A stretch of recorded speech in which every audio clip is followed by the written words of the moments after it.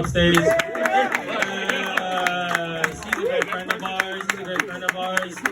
He is a quarter black because of his hair. Let's give it up for Steve Gallus.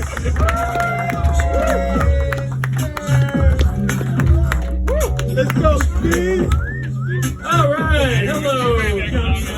Social Club. Hey.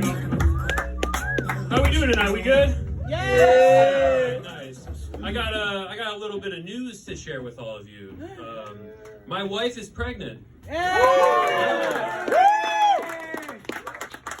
Thank you. Usually people don't care. Yeah, so thank you for that. So we're kind of doing like the type of things that couples who are expecting a baby do now. Last weekend we went to a baby fair. Does anyone know what this is? Yeah, you guys. I know you guys know. She's pregnant too. Yeah, so they know what this is. A baby fair. It's like an expo where you like go walk around and they like have baby products on display, like strollers, car seats, all that kind of stuff. So we were walking around and we saw a couple of husbands in the crowd. Yeah. Who were yes, we did. A couple husbands who were wearing like fake pregnancy bellies, like with the tits included, and it was just like green screen, right? Like it was very noticeable, and I guess like that's the way that they show their wife that they're empathizing with what they're going through, which I think it's kind of weird. It's a little, I think, performative, you know.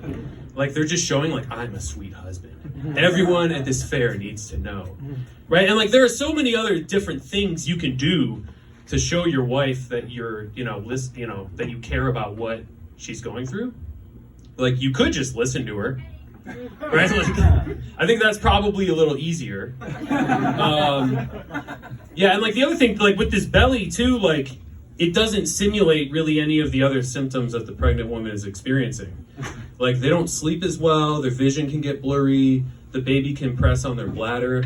I've learned all these things in like the past couple months. And then like you can get headaches too. So like it makes me think of like the wife being at home having a headache. She's like, honey, I have a headache. Can you make some tea? And the husband's just like, can't you see? I have this belly. If I try to make tea right now, I'm just gonna like knock the cup over. Like I can't.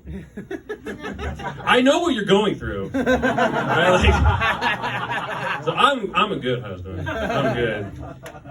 So we're at the point where we're starting to think of baby names. We're trying to figure out what to do. Anyone seen the Twilight movies? Yay! So they have a baby in those movies.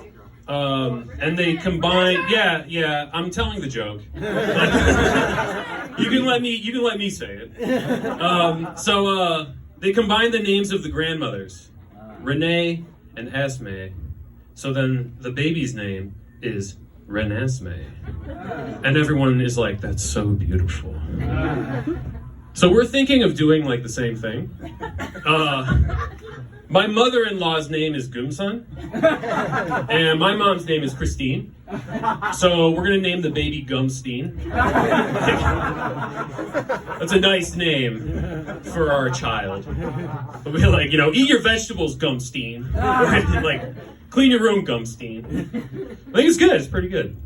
There are a lot of things to be like sort of scared about when you're having a baby, but I think like my biggest fear is what if my kid sucks? Like I would like we were out to eat one day pretty recently, and there was a teenager at the table next to us, and he was just talking loudly the whole time, and he was just like, why do all the boys in K-pop boy bands have eyeliner? Are they gay? Are they gay? Are they gay? And I was like, oh my God, dude, shut the fuck up. Shut up. And I'm like, my kid could be like this. Like, I'm not ruling it out. I'll just be like, stop saying homophobic stuff about K-pop, Gumsteen. Like, I am worried about that. Yeah, but having a baby kind of makes me think a little bit about when I was young. A little known fact about me is that I have a twin sister. Ooh. Yeah, which means everybody always asks us if we're identical. Are you? No, you're not supposed to ask. Just take a second to think about me being a boy, her being a girl. Oh. We're not identical. It's different. Yeah, but we are very close. We've always been close. We've been close to the point where when we were young, she would talk for me.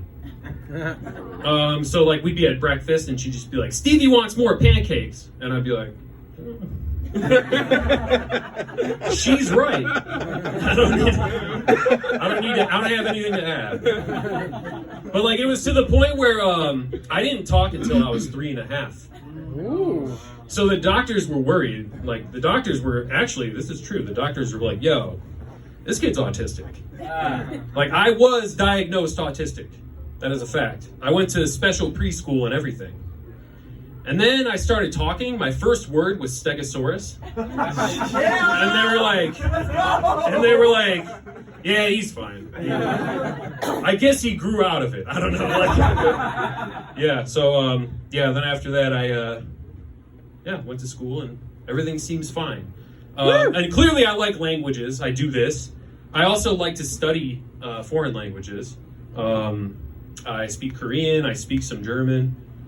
Just a little bit of basic Chinese. I enjoy learning these languages. So I was taking a class with a tutor. I was learning Korean, and honestly, I don't think I'm a very good student because like I was in the class and we're talking about like education in different countries. So my teacher, she's like, "Yeah, so like what type of education did like really successful people in America have? Like Steve Jobs. What kind of education did he have?" And like, instead of saying that Steve Jobs dropped out of college, I was just like, Steve Jobs was a piece of shit. And I'm like, who else is a piece of shit? Brad Pitt. Brad Pitt's a piece of shit. He's an abusive dad. Mark Wahlberg's a piece of shit. I just kept rattling off pieces of shit. I think I'm still autistic, guys. I just get fixated on stuff, So, I actually do have some fixations. One of them is that, like, for whatever reason, I'm obsessed with transfer points.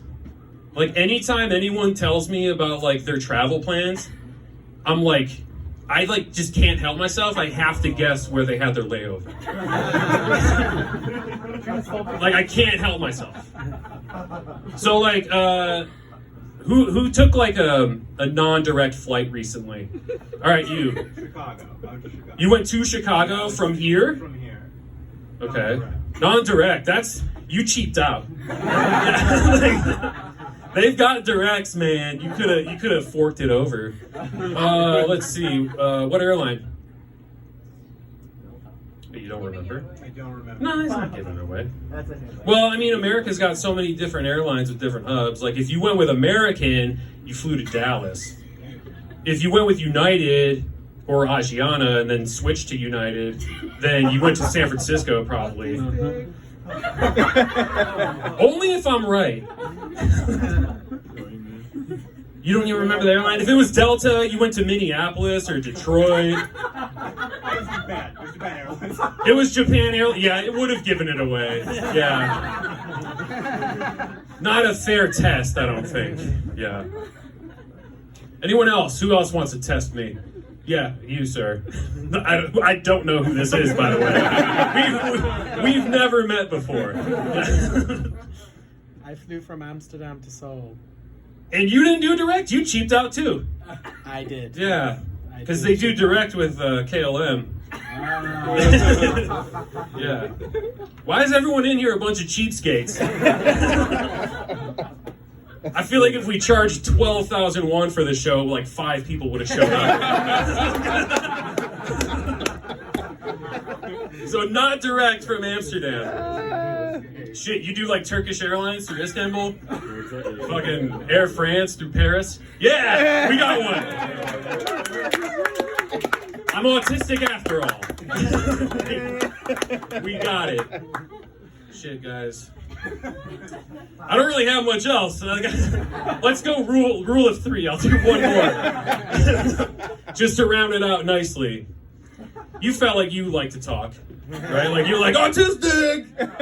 Yeah. You don't want to share your flight. Where'd you go? Here from Chicago.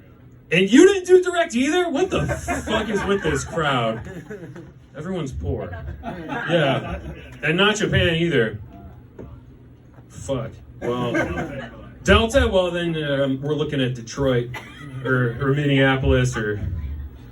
We're not supposed to cheat. Fellow autist. This is not an open book test. Maybe it grew out of it. I don't think so. Maybe I did grow out of it. Did you like Korean Air and go to LA? Atlanta? Atlanta's like, that's a little bit of backtracking. This is good. You better wrap this shit up. I don't have much time left. Layover in San Francisco. Fucking blew it, guys. I guess have fun the rest of the night, whatever. I'm Steve Gals. You guys are great. Give it one more time for Steve. One more time for Steve.